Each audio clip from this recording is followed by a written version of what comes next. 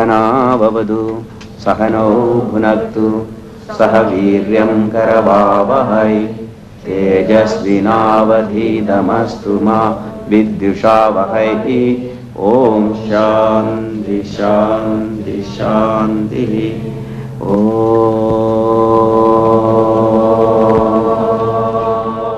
Swami Vishnudevananda was committed to peace because I think he had the experience of inner peace.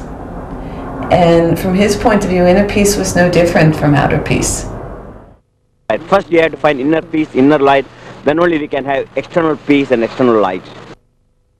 He started centers, he trained teachers, he went places, he went beyond what the law, what the man-made law states about boundaries and about that. We all think that. We think that the birds can fly, why can't we? He did it.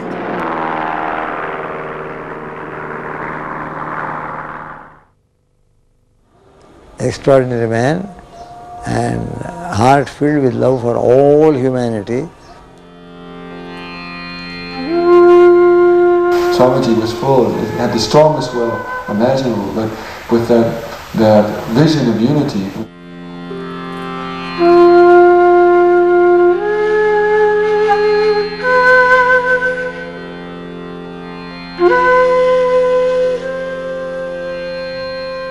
Swami Vishnudevananda's life was dedicated to peace.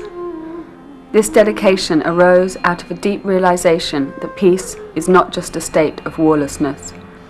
It is an inner experience of oneness and self-knowledge.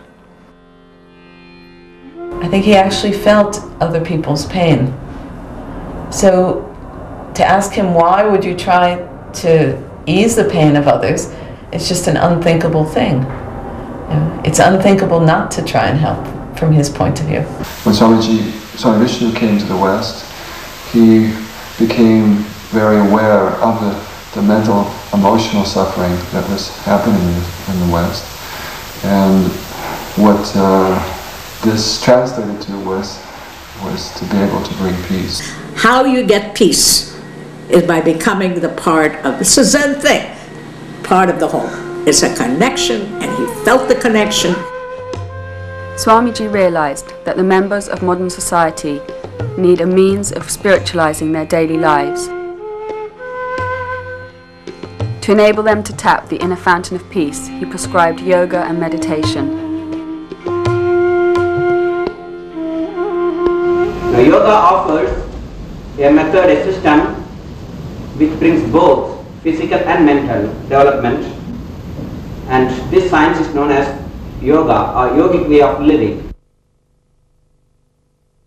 Om Namah Shivaya, Om Namah Shivaya, Om Namah Shivaya, Om Namah Shivaya. Around 1969, Swamiji set up an organization called True World Order. TW means True World Order, is to bring unity in diversity.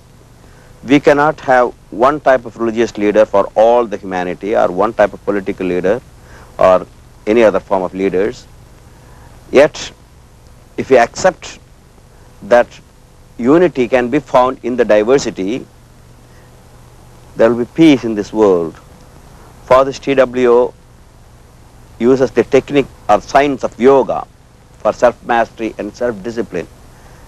The motto of the TW is the individual must find peace within before we can find the peace outside. I think peace is very difficult to achieve because we tend to try and impose peace. We tell people you have to be peaceful. You see, so we're working from the top down. Whereas I think once we have the idea that we have to work from the bottom, from inside the people, we have to teach them techniques for finding peace within themselves. See? And then that starts to radiate out. I think it's the only way it's achievable. Swamiji gave a beautiful example of being able to transform society is not a question of revolution. He says it's a question of evolution. Swamiji used to have a story that he told all the time. And he used to say, suppose I have a piece of cloth. This cloth is made up of cotton, and each thread is cotton thread. So by using that cotton thread, it became a cotton cloth. If I want to change this cloth into silk, then every thread must be changed. Then only I will have silk cloth. So cloth is nothing but the thread. So the universe is nothing but the individuals like you and me. Until we know what that inner peace is, we will not be able to bring the world peace. And that thread by thread process is a process of each person taking responsibility for the peace, their own inner peace, as well as the outer peace in their environment.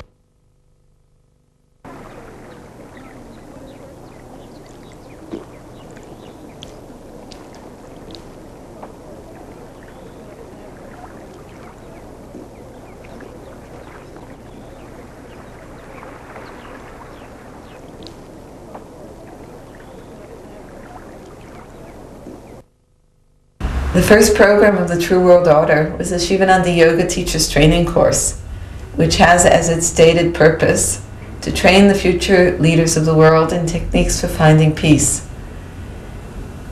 So, who's the leader of the world? Like, we always think it's the president, the prime minister, people like this.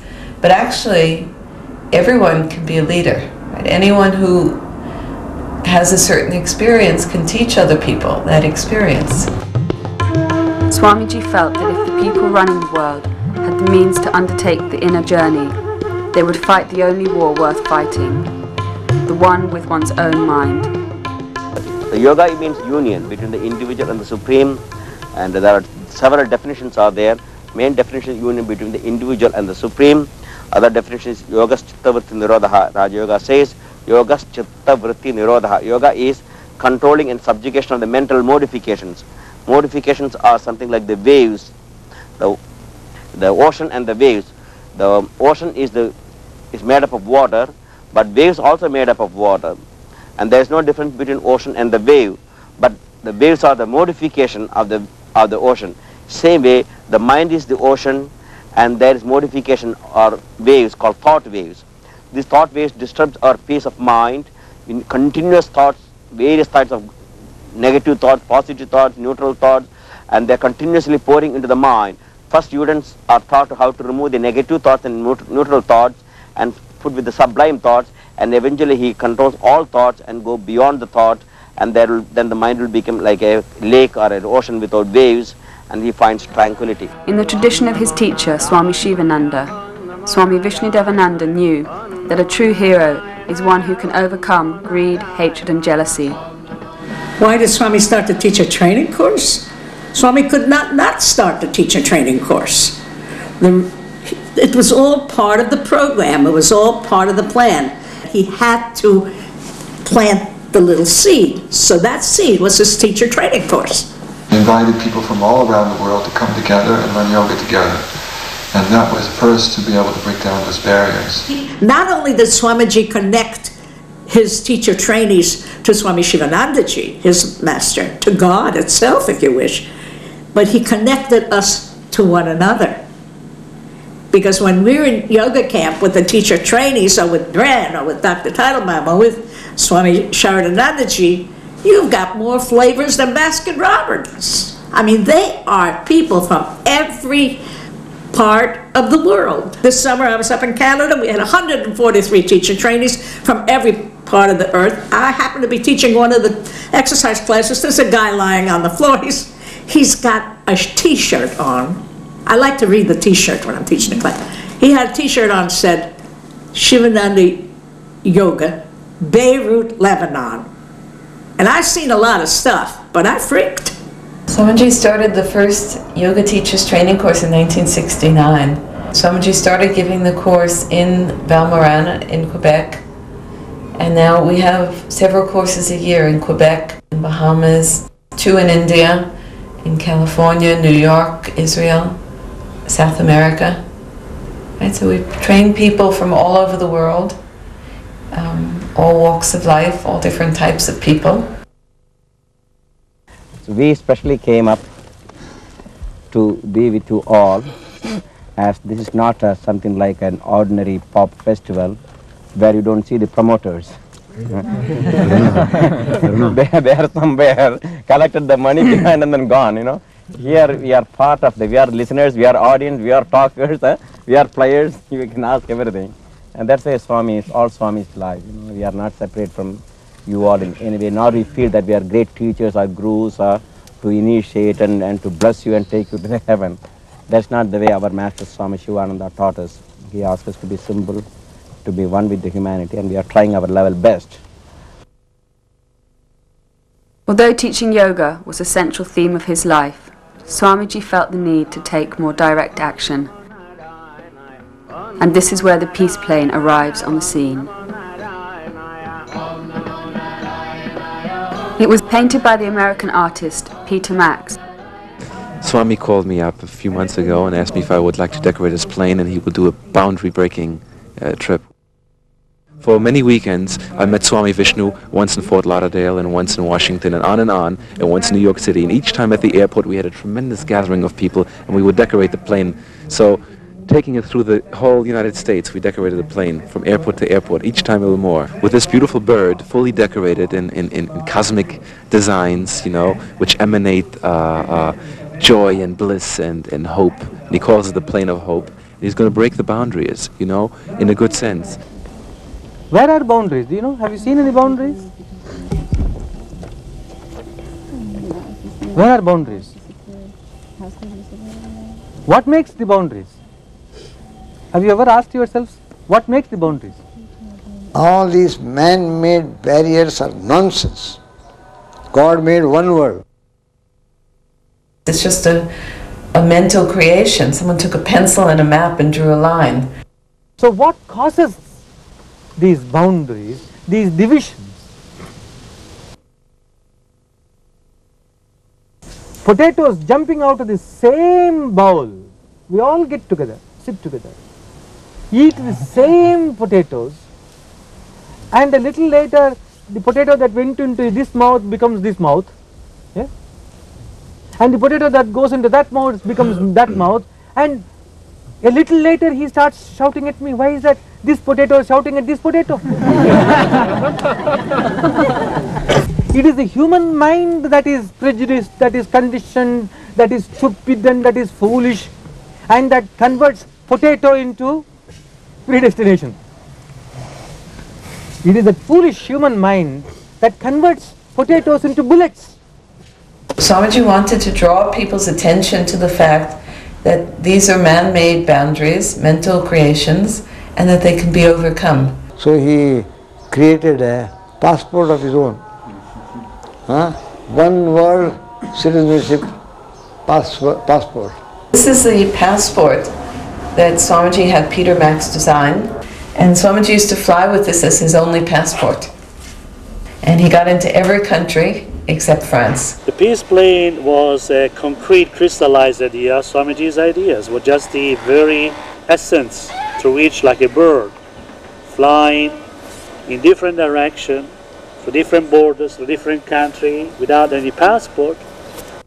People should be able to go wherever they like. There shouldn't be these boundaries. Swamiji's peace plane was an image, was an icon for freedom. Imagine a plane like that flying over people that are fighting. See, maybe Swamiji also had the idea that they wouldn't feel it as a threat. You know, you see something beautiful and you just look at it. You want to look at it. And it doesn't look in any way as though it's going to harm you. It was in this plane that Swamiji began his boundary-breaking peace mission. He flew from place to place, ignoring international boundaries, flying into war zones, dropping flowers and leaflets. Asked if he had anybody to help him fly the plane. He said, stick around. And then at the end of the summer, he said that I was gone. And my preparation consisted primarily of calling people who had done this sort of thing, made long-range trips. He didn't know the word impossible. People said, you can't go without a visa. you don't have enough fuel, that airplane is not sufficiently equipped, it doesn't have the right navigation equipment, the right radios, etc. to make the trip. The airplane is not capable of flying the distances and over the terrain that you're planning on, etc., etc., etc.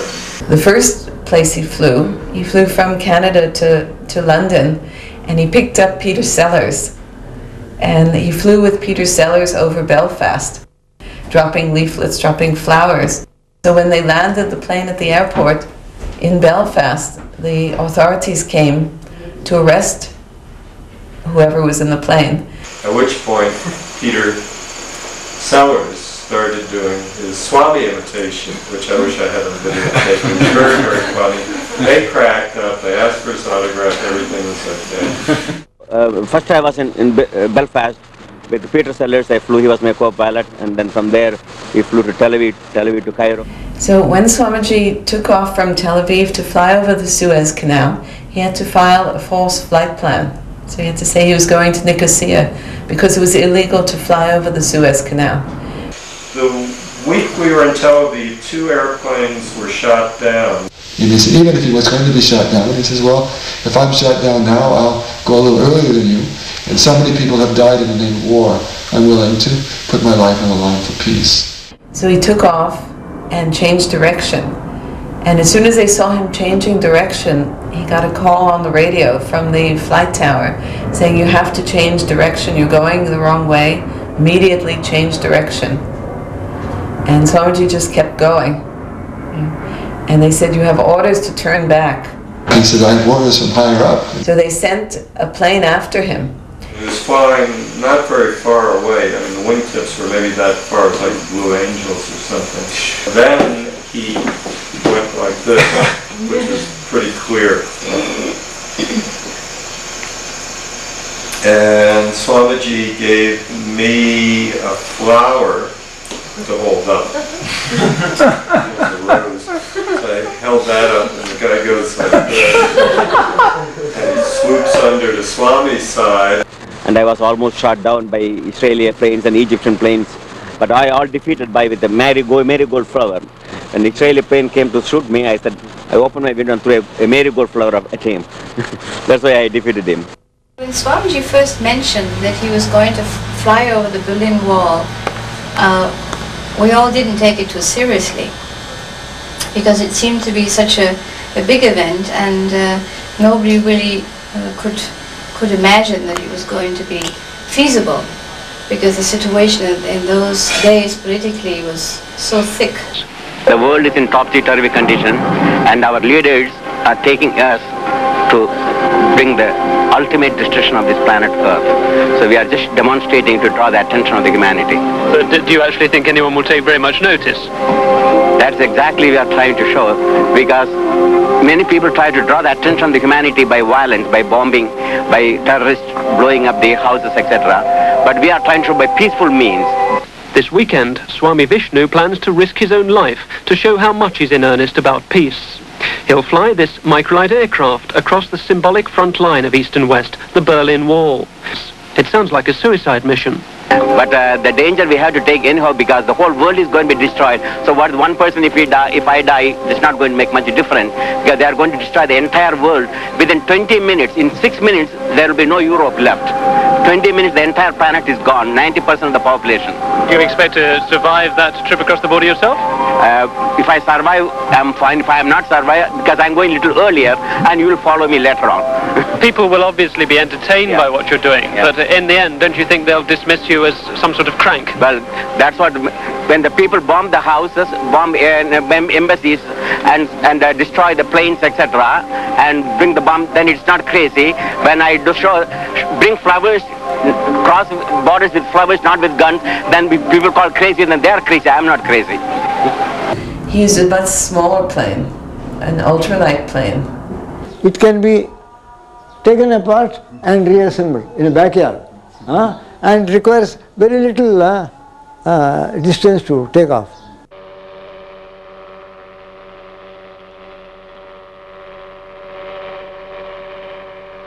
So, upon a very cold, misty, early morning, they went upon a hillside unpacked it, and then reassembled it. And silently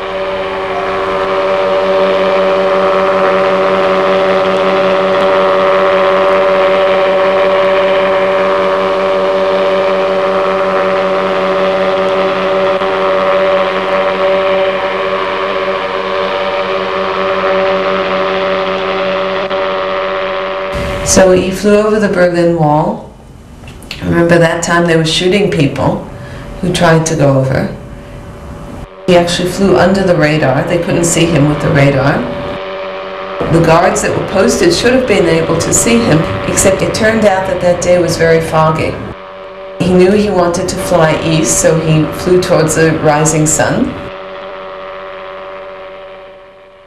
And he landed in a field. When this plane landed in a field, some farmer came running, started talking. He gave him some flowers. The farmer pulled him out of the mud, right? Said he would help him, he wouldn't call the police. And Swamiji said, no, you have to call the police, because if the police don't come, if there's no report, then there's no purpose in the mission. The police came, they arrested Swamiji, they started to question him. They sent him back because he said, I have a peace festival going on in West Berlin, I have to rush. So they put him on the S-Bahn, on the local train with a cheese sandwich, and he just arrived on time. After the successful crossing of the Berlin Wall, a telegram was sent out to all major leaders of the world. Quote, Swami Vishnudevananda has today successfully flown over the wall from West to East Berlin in the symbolic bid for world peace. By this mission, he has shown that it is only man-made boundaries that separate East from West, nation from nation, and man from man. Only when we recognize the unity of mankind will there be any hope of universal peace. Serve, love, give, purify, meditate, realize. Be good, do good, be kind, be compassionate. Serve, love, give, purify, meditate, realize. Be good, do good, be kind, be compassionate. Adapt, adjust, accommodate. Bear insult, bear injury, highest sadhana. Adapt, adjust, accommodate. Bear insult, bear injury, highest sadhana. This is his main teachings, and we are following his teachings, and we are trying to bring unity in diversity using the yogic discipline and yogic life. Swami Vishnudevananda's life was a mission in itself. He flew with a mission. He wanted to bring the message of peace to all places. He worked continuously for the greater good of humanity and never missed an opportunity to teach. Whatever he knew, we knew. And because he was generous with his information. His work was an expression of the deep love he had for the entire world. So he saw the whole world as his family, and he felt the need to help his family and to work for peace. Well, it was a great example for us and for all of us as inspiration, as a great world teacher, and I don't think even today we're able to assess how much, how deep his work went. By knowing him, you knew Sivananda. By knowing Sivananda, you knew God. And that was his teaching. And we caught it like the measles. Although he left the body in 1993, the spirit of his message continues to be honoured by the Sivananda organization. In the summer of 1999, the Sivananda Yoga organization inaugurated the Swami Vishnudevananda Peace Trail at its headquarters in Valmarin, Quebec, Canada. This was the focal point of the Into the 21st Century Peace Festival. Representatives from many traditions gathered to pay homage to Swamiji's legacy of peace. Have you all seen this before? Or something like it? We wear it because of the four fringes. And this is actually in the Torah, in the Bible. And the Bible says in order to remember And I asked the question to remember what? But the four fringes are a reminder that God's children live on the four corners of the world. Some of them are white, some of them are black, some of them are red, some of them are Jews, some of them are Muslims, Hindus, Protestants, whatever. Love them all if you want to talk to me now.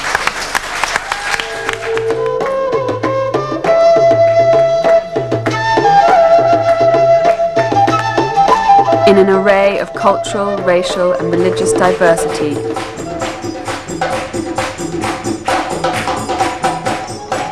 people gathered in the beautiful Laurentian mountains to express their oneness and honour that invisible thread that binds all life together.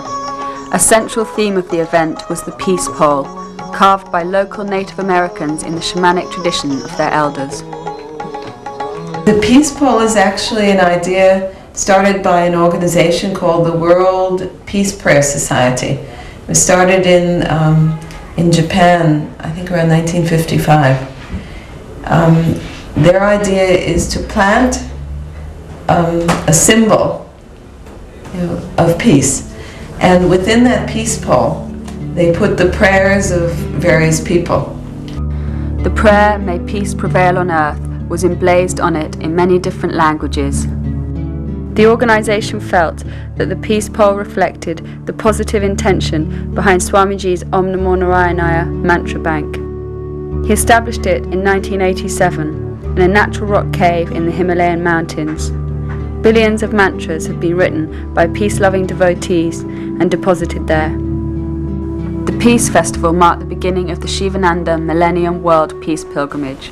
We have events going all around the world to various centers over a period of 18 months. Swamiji always had a vision of the 21st century and the next. He was always speaking of what are we going to provide for the next generation, our children and the progeny that's going to follow.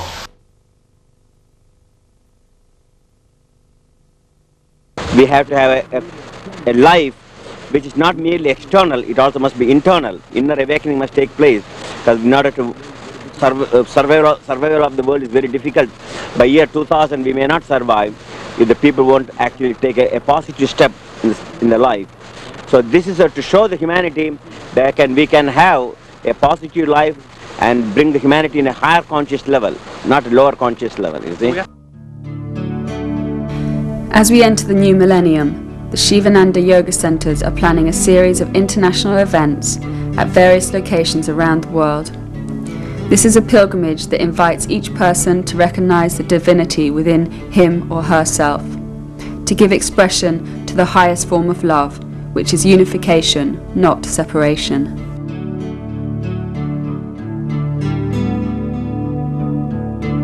Lokastamasta Sukhino Bhavantu. May the whole world find peace and happiness. Bye.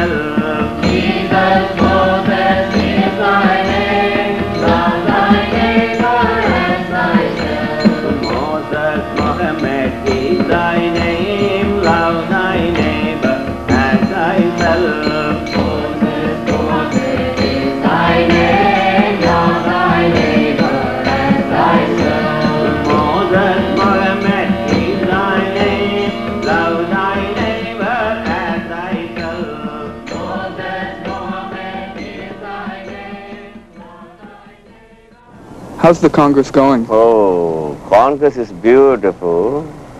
Our staffs are marvelous. Everyone is working hard except Swami Vishnu, who is lying in the hammock and enjoying his life.